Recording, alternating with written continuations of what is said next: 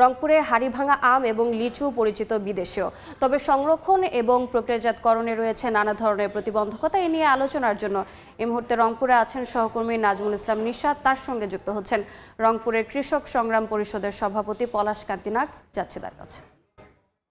লিচুর যে বাজার রংপুর বিভাগে সেটি প্রায় ১,৫০০ কোটি টাকারও উপরে, এবং এই যে বিশাল বাজার গড়ে উঠেছে ফলের, সেই ফলের বাজার শুধুমাত্র মৌসুমী ফলের মধ্যেই সীমাবদ্ধ। আমরা প্রতিবেদন করতে গিয়ে দেখেছি যে এই ফল প্রক্রিয়াজাতকরণ শিল্প না থাকা এবং সংরক্ষণের অভাবে অন্তত 40% উৎপাদনের ফল কিন্তু প্রতি মৌসুমে নষ্ট হচ্ছে। আজকে আমরা আলোচনা করব উত্তরাঞ্চলে যে ফলের যে বিশাল বাজার গড়ে উঠেছে সেটি নিয়ে আসলে সরকারের কি ধরনের পরিকল্পনা গ্রহণ করা উচিত এবং কোন কোন শিল্প গড়ে ওঠা সম্ভব। আমার সাথে আজকে আলোচনায় অতিথি হিসেবে রয়েছেন কৃষক সংগ্রাম পরিষদের সভাপতি অ্যাডভোকেট পলাশ কান্তি নাগ। আমরা একটু আলোচনায় চলে যেতে চাই। আমরা দেখছি যে পুরো রংপুর বিভাগ জুড়ে বলা যায় যে মৌসুমী ফলের একটি বড় বাজার গড়ে উঠেছে। এখানে আম লিচুর পাশাপাশি এখন কিন্তু বিদেশি ফল হচ্ছে, কিন্তু সংরক্ষণ অভাব, শিল্প না থাকা সব মিলে কৃষকরা ক্ষতিগ্রস্ত হচ্ছেন। সেক্ষেত্রে আসলে কি ধরনের উদ্যোগ নেওয়া যেতে পারে? আপনি জানেন যে এই অঞ্চলের হাড়িভাঙা আমের কদর কিন্তু এখন গোটা দেশ জুড়ে, এবং এই অঞ্চলের কৃষকরা যখন ধান, ভুট্টা, আলু উৎপাদন করে ন্যায্য মূল্য না পেয়ে ক্রমাগত লোকসানের শিকার হচ্ছে, তখন কিন্তু কৃষকরা খানিকটা লাভের আশায় এই যে হাড়িভাঙা আম, এই আম উৎপাদনে তাদের আগ্রহ বেড়েছে। বিশেষ করে আমাদের রংপুরের বদরগঞ্জ এবং মিঠাপুকুর এই দুই উপজেলার কৃষকদের কথা আমরা বলতে পারি।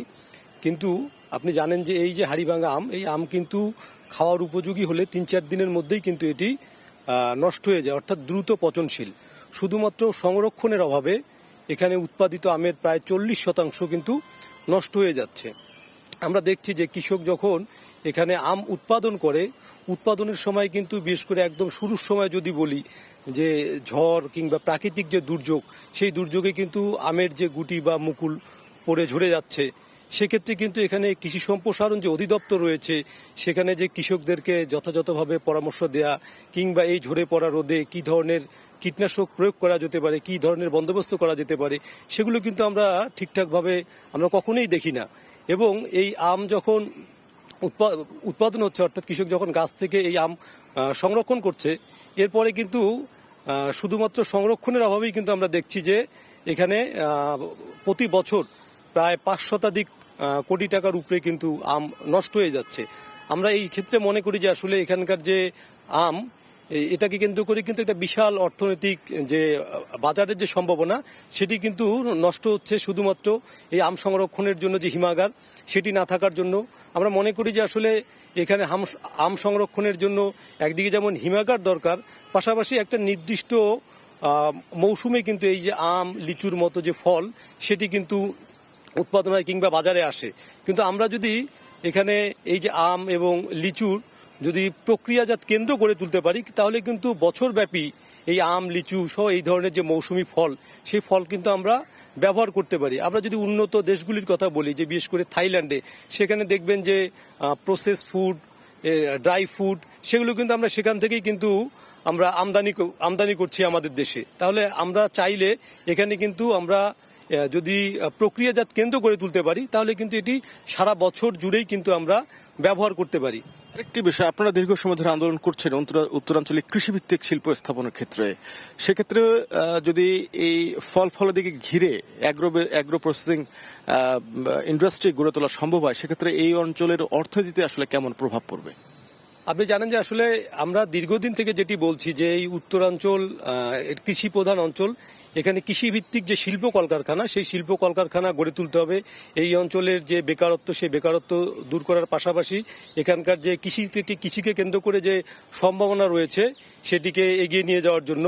এবং সেজন্য আমরা মনে করি যে আসলে বাজেটে কৃষি খাতে এই অঞ্চলের জন্য বিশেষ বরাদ্দ দরকার। আমরা চলতি যে বাজেট, সে বাজেটের কথাও যদি বলি, আপনি জানেন যে এই চলতি বাজেটে ৩৯,৬০০ কোটি টাকা বরাদ্দ করা হয়েছে। সেটি কিন্তু কৃষি, মৎস্য, প্রাণীজ এবং খাদ্য মন্ত্রণালয় মিলে। আমরা যেটি বলছি যে আসলে আমাদের যে উন্নয়ন যে বাজেট, সেই উন্নয়ন বাজেটের 25% কৃষি খাতে বরাদ্দ করতে হবে। এখনো যদি আমরা বলি যে আসলে আমাদের রপ্তানি আয়ের 7% কিন্তু কৃষি খাত থেকে আসছে, কিন্তু আমরা প্রতি বছর দেখি যে অনুৎপাদনশীল যে খাত, সেই খাতে কিন্তু ব্যয় বরাদ্দ বাড়ানো হচ্ছে কিংবা কালো টাকাকে সাদা করার সুযোগ রাখা হচ্ছে, কিন্তু শিক্ষা, স্বাস্থ্য, কৃষির মতো যে গুরুত্বপূর্ণ যে খাত, সেই খাতগুলো কিন্তু অবহেলিত থাকছে। সেক্ষেত্রে আমরা মনে করি যে এখানে এই রংপুর অঞ্চলে কৃষির যে সম্ভাবনা রয়েছে সেটিকে বিকশিত করতে হলে এখানে কৃষিভিত্তিক কলকারখানা নির্মাণের জন্য বাজেটে যেমন বিশেষ বরাদ্দ প্রয়োজন, পাশাপাশি দেখবেন যে এখানে এই যে হাড়িভাঙা আম চাষি যারা রয়েছে তাদের কিন্তু আম পরিবহনের ক্ষেত্রে একটা বড় ধরনের সংকট আমরা দেখছি, যে প্রত্যন্ত যে গ্রাম অঞ্চল থেকে শহরের যে বাজারে যে আম পরিবহন করে নিয়ে আসবে, এক্ষেত্রে কিন্তু আসলে আমরা সরকারি যে কোনো সহায়তা, সেই সহায়তা কিন্তু আমরা দেখছি না। আমরা সরকারি সহায়তা বলতে শুধুমাত্র অর্থনৈতিক সহায়তার কথা বলছি না, যে নানাভাবে কিন্তু কৃষককে সরকার সহায়তা করতে পারে। পাশাপাশি এই আম করে একটু জানতে চাই, যেহেতু আপনারা দীর্ঘদিন কৃষকদের নিয়ে কাজ করছেন, সেই জায়গা থেকে আপনাদের সুনির্দিষ্ট প্রস্তাবনা কি থাকবে এই অঞ্চলের কৃষিভিত্তিক শিল্প গড়ে তোলার ক্ষেত্রে?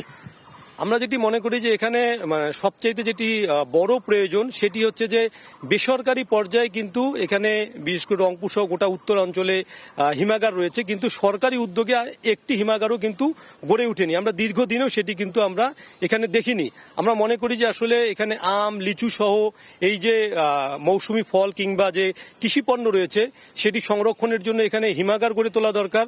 পাশাপাশি এখানকার কর্মসংস্থান এবং এই যে আমাদের যে উৎপাদিত যে ফসল যেটি পচে নষ্ট হয়ে যাচ্ছে কিংবা মৌসুমি ফল যে পচে নষ্ট হয়ে যাচ্ছে, সেজন্য আসলে এখানে প্রক্রিয়াজাত কেন্দ্র গড়ে তোলাটা খুব জরুরি। প্রক্রিয়াজাত কেন্দ্র থাকলে কিন্তু এই যে বিশাল অঙ্কের যে টাকার অঙ্কে যদি বলি যে আমাদের যে ক্ষয়ক্ষতির যে আমরা মুখোমুখি হচ্ছে সেটি কিন্তু আমাদের দেখতে হতো না।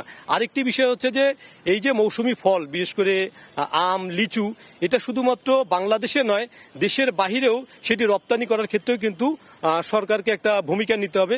তাহলে কিন্তু একদিকে যেমন আমাদের দেশ অর্থনৈতিকভাবে স্বাবলম্বী হবে, পাশাপাশি কিন্তু এখানে কৃষকরাও কিন্তু খানিকটা লাভের মুখ দেখবে।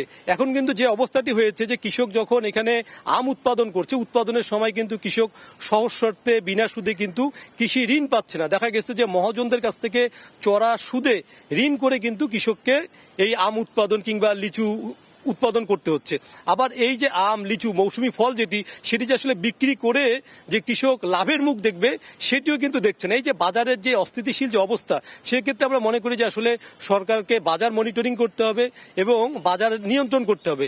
পাশাপাশি কৃষক যেন লাভজনক মূল্যে তার এই যে মৌসুমি ফল সেটি যেন বাজারে বিক্রি করতে পারে, সেই জায়গাটিকে আসলে সরকারকে ব্যবস্থা করতে হবে। তা না হলে কিন্তু আসলে কৃষক যেভাবে করে ক্রমাগত লোকসানের শিকার হচ্ছে, সেটি কিন্তু আমি কৃষি পণ্যের কথা বলি কিংবা মৌসুমি ফলের কথা বলছেন যে একটি সমন্বিত পরিকল্পনা নিতে হবে যাতে কৃষকরা ক্ষতিগ্রস্ত না হন। আপনাকে ধন্যবাদ আমাদের সাথে যুক্ত হওয়ার জন্য। আমরা আলোচনা করছিলাম রংপুর বিভাগ জুড়ে প্রতি বছর যে বিশাল ফলের বাজার গড়ে উঠেছে, সেটিকে আসলে শুধু মৌসুমি ফল হিসেবে নয়, সেটিকে শিল্পে রূপান্তরিত করতে গেলে কি ধরনের উদ্যোগ নেওয়ার দরকার এবং সরকারের পক্ষ থেকে কি ধরনের পদক্ষেপ নিতে হবে। আমার সাথে অতিথি হিসেবে ছিলেন অ্যাডভোকেট পলাশকান্তি নাগ। তো সবকিছু মিলে আজকে আলোচনার বিষয়বস্তু এই ছিল আমার কাছে। সরাসরি যুক্ত ছিলাম রংপুরে।